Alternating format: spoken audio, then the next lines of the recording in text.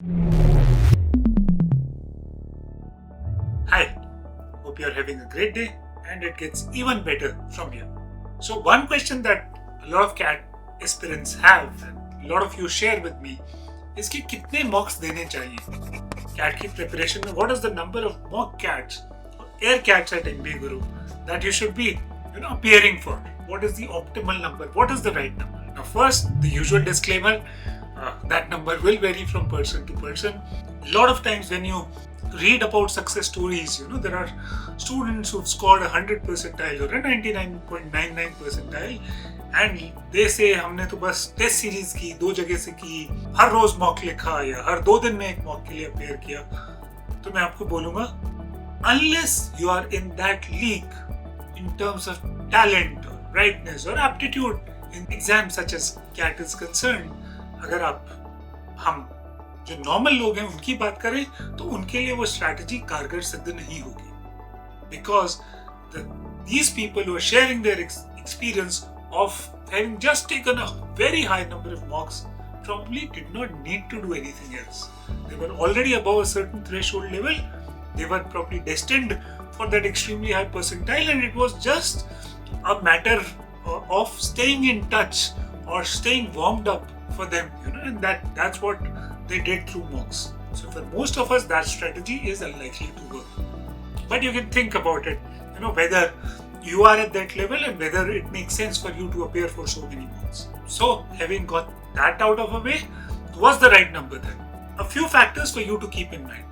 मॉक्स का नंबर इतना कम नहीं होना चाहिए कि आप अपनी स्ट्रैटेजी फाइनलाइज ना कर पाए, आप अपना क्वेश्चन सिलेक्शन इंप्रूव ना कर पाए, आप अपना टाइम मैनेजमेंट इंप्रूव ना कर पाए, आपको एक टेस्ट के माहौल की आदत ना पड़े, या फिर जो टाइम कंस्ट्रेंट्स के अंडर परफॉर्म करने की एक आदत, एक प्रेशर जो होता है, अगर वो आप नहीं कर पाएंगे तो then the number of mocks that you are taking is probably too few. So these are the things you have to sort of achieve at the end of the mock tests to be prepared for CAT. Now, on the other hand, if you write too many mocks, what is likely to happen? One, mocks are like practice matches before the actual series. तो आप बहुत सारे practice matches खेल लेंगे तो क्या हो सकता है? पहली चीज तो आप थक सकते हैं. So you probably might end up peaking much before the actual CAT, which is not something that's desirable. You might just get exhausted, your mind might just stop thinking anything consciously, and you might just be going through the motions. You see that happening even in the sports people of the highest, pedigree, people playing at the topmost level, that once they've played too much towards the end of the season, or when they've had a very hectic schedule for several months, you can see it in their body language that they're tired, they're not at their best, they're simply going through the motions, and at some level, even if the mind is willing, the body is not, right? So that exhaustion is something you must avoid. So the number should not be so high that you feel drained, you feel tired. It is better to take a few marks less so that you want to take more, rather than having taken one too many and feeling, it's not working out. The second problem with writing too many mocks is, that you have so much data that it can cause a lot of confusion.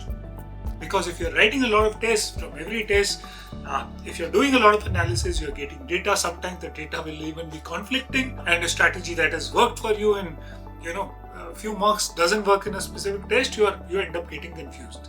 So that is too much of analysis, and paralysis via analysis is a very common illness that a lot of people are yet to find the cure of. So that again is the flip side of writing too many mocks. The third danger of writing too many mocks is, see, we are all creatures of habit. तो अगर आप mock दर mock दिए जा रहे हैं बिना adequate gap between two मॉक्स दिए, तो होगा क्या कि जो आप गलतियां एक मॉक में कर रहे हैं, चांसेस हैं कि आप वही दोहराते चले जाएंगे और वो गलतियां आदतों में तब्दील हो जाएंगी. So you will end up forming habits which are probably stopping you from getting great scores.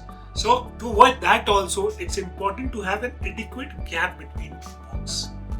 So where does that sort of bring us in terms of what's the right number? I would say between 10 and 20 is perhaps the right number for most CAT aspirants. I'm not saying all, it could vary a little, but typically you would need at least 4, 5, 6 days to process a mock in the right manner.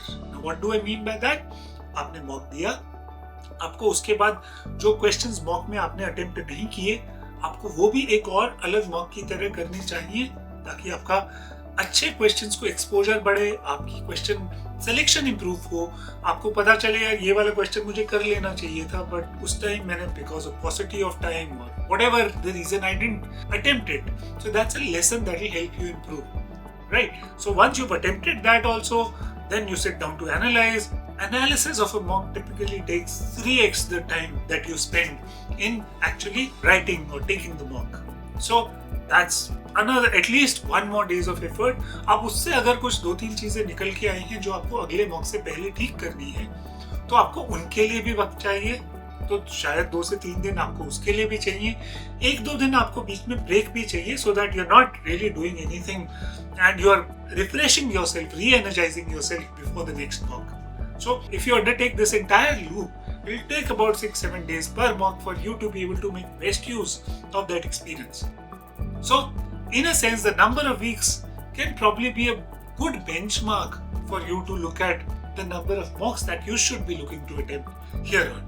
Right number, as I said, somewhere between 10 and 20. A few less if you have to err, if you have to be inclined towards one side. I'll say fewer would still be better as long as you're adhering to that entire loop of finding areas to improve and improving, thereupon before writing the mock CAT. Simply writing more mock CATs won't help. In fact, I'd say if you're writing a lot of mocks, your scores are not good and your confidence level is getting down, it's getting affected, stop. Even if you've written only 5 mocks, stop. Because the purpose of writing mocks is to increase your chances of success. If it causes such a mental block or such a loss of confidence, you're not helping your chances. So unless you can detach yourself from the scores you're getting in such a case, stop.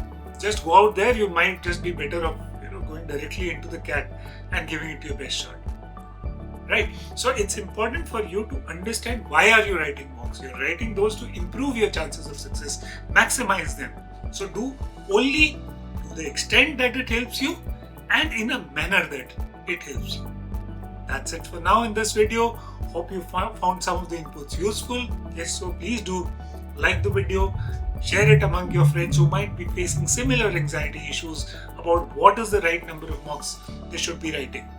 Right? That's it for now. See you soon again in another video. Bye.